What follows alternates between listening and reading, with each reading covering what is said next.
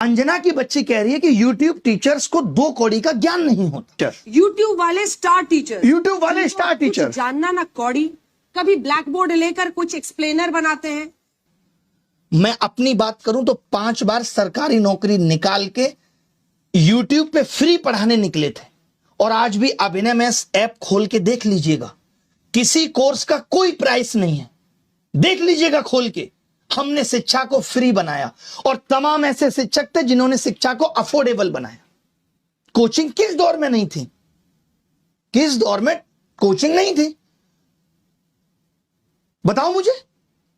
मैं एक सवाल तुमसे पूछना चाहता हूं अंजना, आप कहने लायक आप हो नहीं, कि अगर YouTube टीचर्स को कुछ नहीं आता तो जो लाखों बच्चे JEE, NEET, SSC, bank, railway, UPSC, JEE, NEET और अन्य परीक्षाएं निकाल रहे हैं, उन्हें पढ़ा कौन रहा है? चाचा तुम्हारे हैं? हम ही लोग ना उनको दिशा दे रहे हैं। हम जैसे लोग जहां एक हफ्ते में 5 से 10 लाख लोगों के सवालों के जवाब देते हैं, तुमने हमें 2 कौड़ी का बता दिया। और जो वर्षों से तुम प्राइम टाइम के नाम पे देश की समस्याओं पे बहस करके नफरत फैला रही हो, उसका क्या? कभी पूछा तुमने बेरोजगारी पे सवाल? कभी उठाई तुमने 2020 में आयु शिक्षक नीति अब तक क्यों अप्लाई नहीं हुई? पूछा जाके शिक्षा मंत्री से? हुई तुम्हारी हिम्मत?